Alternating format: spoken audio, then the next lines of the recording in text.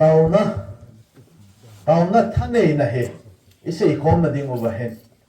tu ne ko chan gya he in mit so ko ma ka do nom na tàu nào pathin asan na he khau wa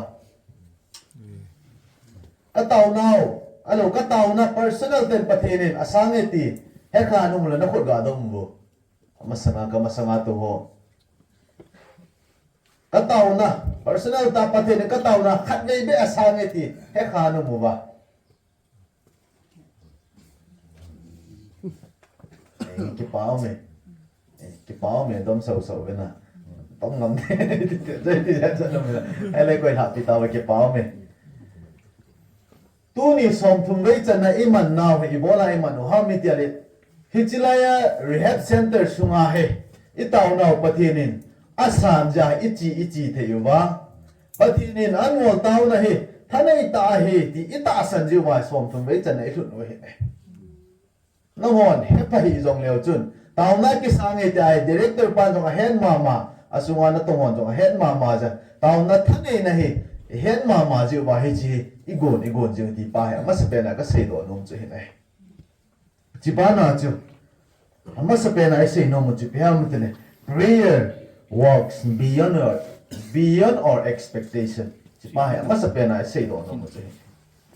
prayer works beyond our expectation mihim gincha helampia na tong the chu imadanga hi point tau na hi nai hi china ding a chun bible chang solcha x bung som le ni chang nga pa na ko sima hele Acts chapter 12 verse 5 to 17 ko ibe na hele ipikimu chang nga na chu hi chun peter chu som kula akumun anga atabe ai hin ho bung min ama ding chun pathi ding lunglut ten ataw piu na hi akiti na Peter som kula alu na chun ho bung mi Peter chun bol ding a het lo pha na wa chun alung gel a khon na khi a chu agial lo chu piam ten pathi ding na hin kitaw le ti a hi ne aki khom pom met ataw pom min hi ti pa chi mu bin ai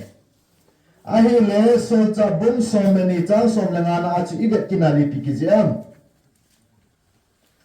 Jin ama hon ama nuza angola na hi ati ve ahi bamin aman ahi monge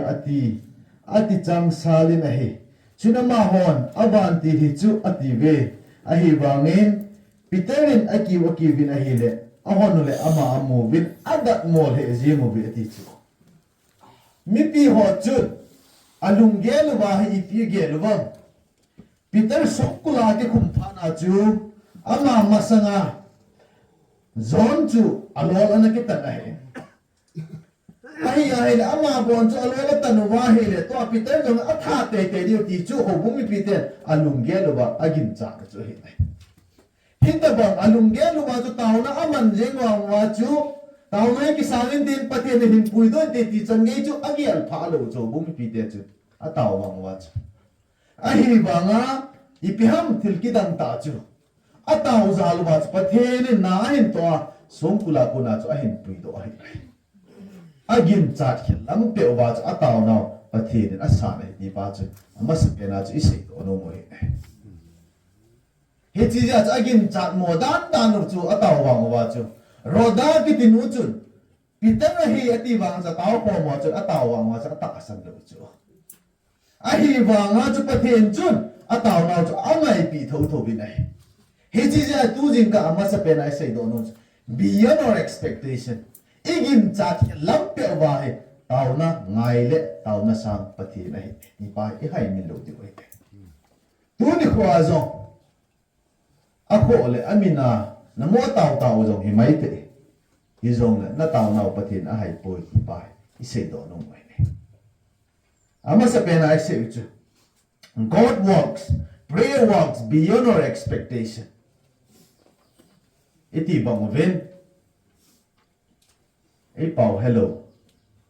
Mi iza no mo ba? Ni. Ichan tu siya ule het him tao, tina amon zo. Prayer works beyond our expectation. When we look at Acts chapter 12 verse 5 to 17, There we can see that Peter was in prison, and then the church members, they started praying for him. They did not expect that Herod would release Peter. But in spite of their expectation, beyond their expectation, they did not expect Peter to be released from the jail, from the prison. But beyond that, God still answered their prayer. That is what we can learn from Acts chapter 12. And then, Anita Nachi Piseno Muhammad itaw now he ahing zinge. God always remember our prayer. God never forget our prayer. Ahay luwan itaw now patinin ahay mil ngay poy. Kung khat masanga na tao na hiin,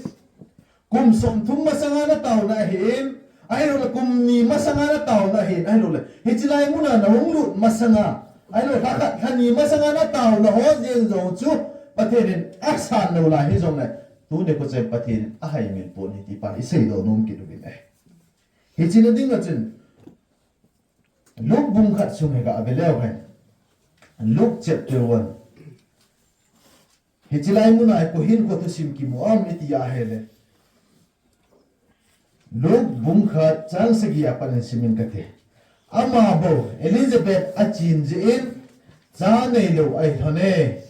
Jule ani honin hatain ati egel honta na hi ati na.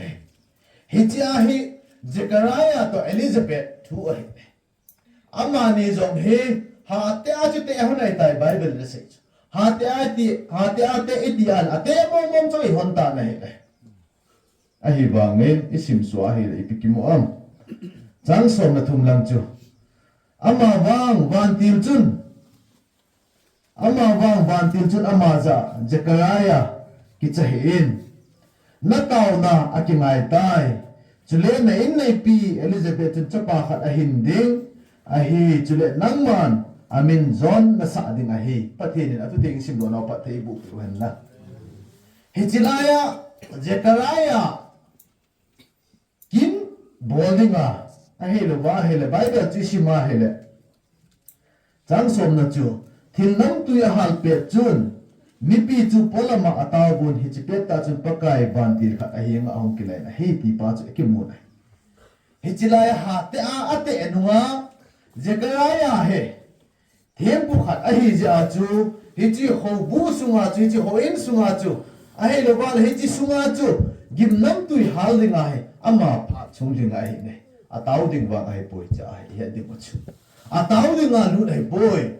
chapa nei na ding ataw ding nga lu dai poi Zechariah he ahi banga gimnam tui halinga alu na hijilaya bantil ka nung kila ase chi pe ham nitiale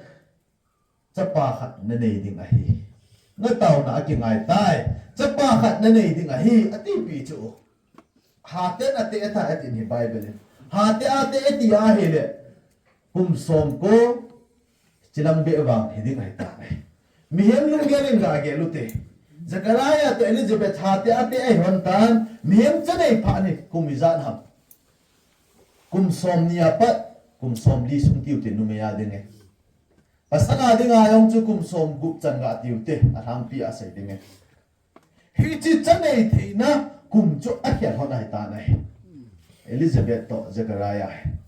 Hi chi chanei theina kum chu akhial jo hona. Hi chi a chu hiya hele vanti lung ki la na taw na ki ngai tai. Chapa kha na nei dinga hi amin zon na sa dinge hung ki ti chu. A chu ti a hele kumizan masang ataw non chu chini a chu ki sangam ti pa hi igial li wa hi ne tu ni ko.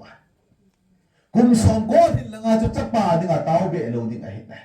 ahi bang ana taw pha chu kumizan ha mihim chanei pha kum som thum kum som li kum som nga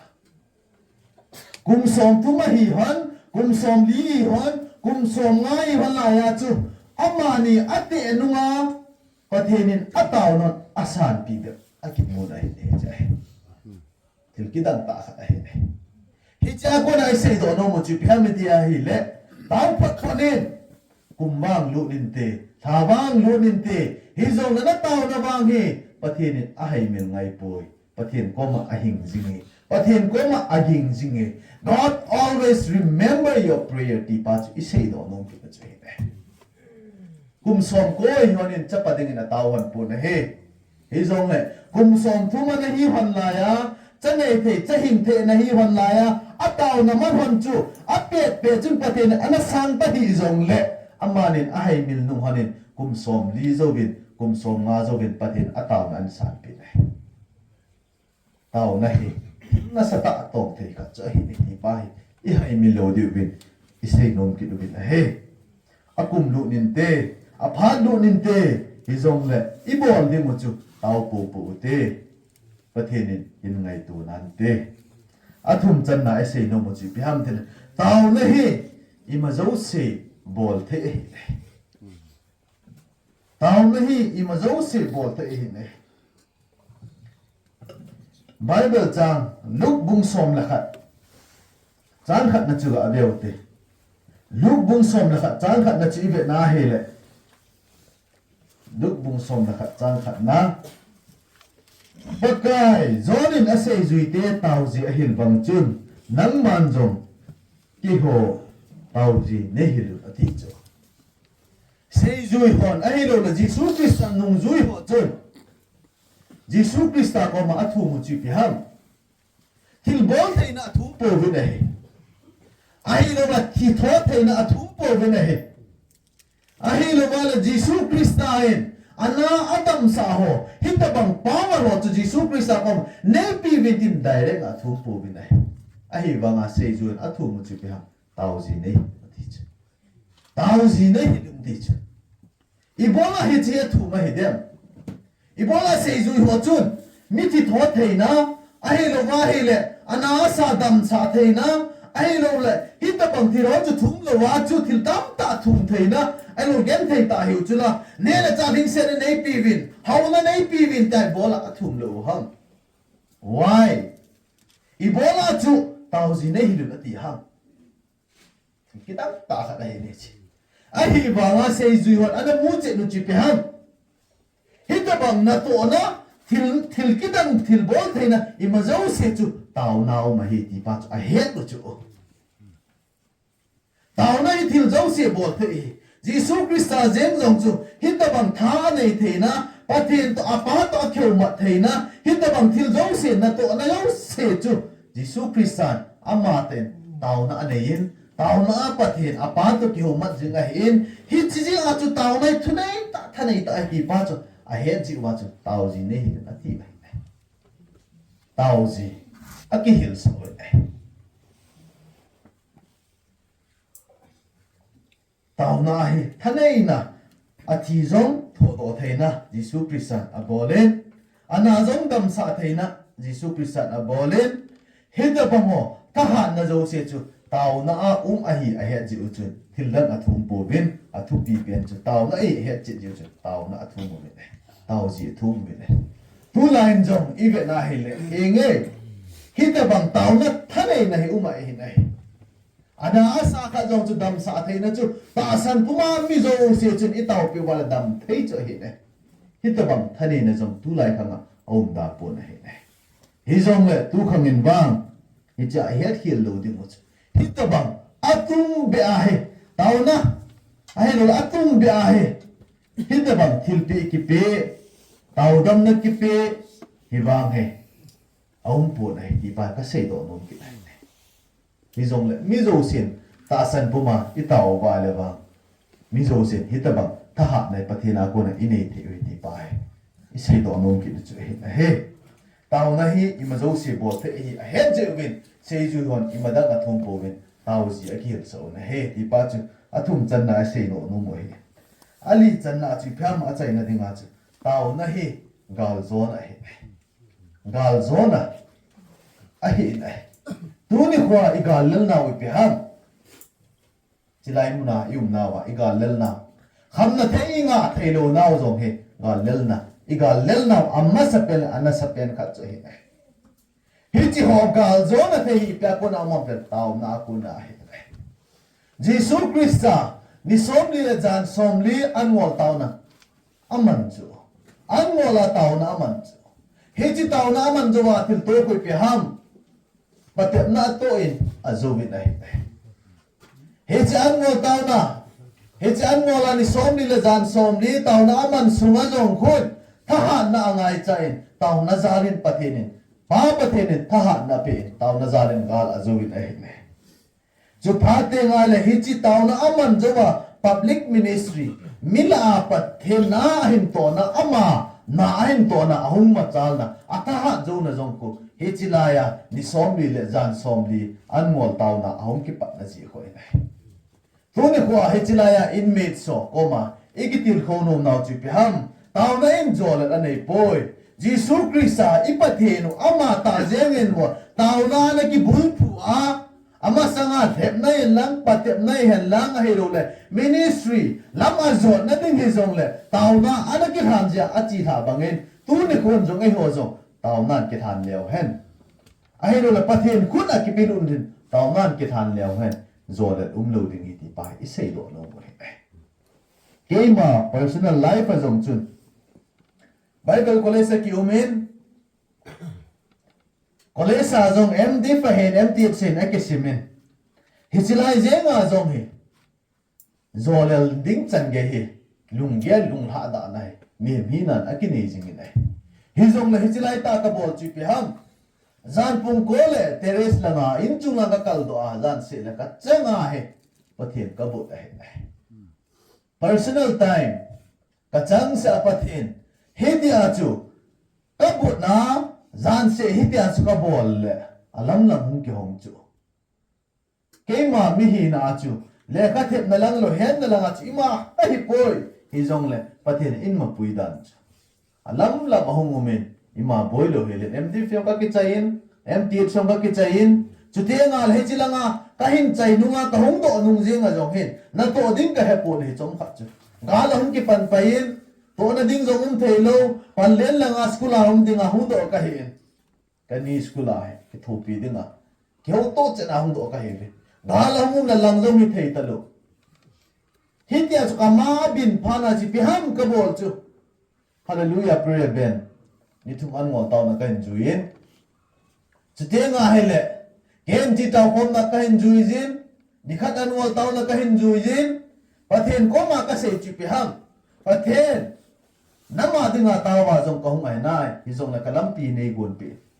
ko hung mi hem ka hi na ko hung ti gon na he ka masang wang abing tai hi jong la nangin wang lam pi nei gon pi te ti pai ana thut ni nai he ji jin taw na pathen i hin san pi in tu ni kon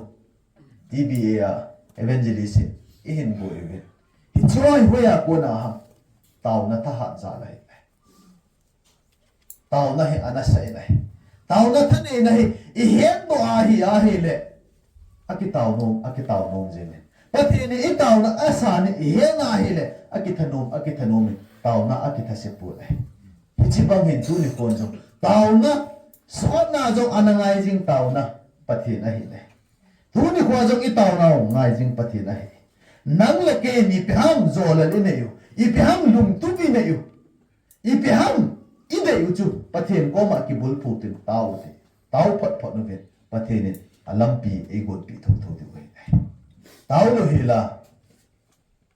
ilung gelu ise yuba pathen ko lo hila ilung gelu ise yuba inom no eloi pai ko ma ka nga no me ai lo eloi pai ko ma iti nga di hom ai lo ipo to de hiti ting kam tin bol ka igi ho si ase uchu ima pang lo ding a he na no wa he taw ven pathen ko thu do ven tu ni khon nga zo bi zong leo chun ta ka nong lut thein te pathen in aphat an nei taw pathen ki ngai Zakaria to Elizabeth ba kum som li lu ne tu ni khon nang ho a zong he kum za lu ding ham thai za lu ding ham ka he boy hi zong na pathen ko ma ki ngai phat leo chun pathen alam pi him bon pi diu i taw na ho ni ka ten aga ai mo diu tu ni khon hi chilai mo na taw na ga hi ni NRC zo i taw na za le i cha le ne hi cho zo na mit ta wa na mu te ni taw na thane ne hi chi je taw na tha se po te lung halo win pang ji mo te taw na ki ma pui sa chi mo te ti chu a chai na ka se no min te se hil se pa lu ma le ki ngai da mo te pathe ni na thu se do ho ka te bu ki taw hen ka ki pai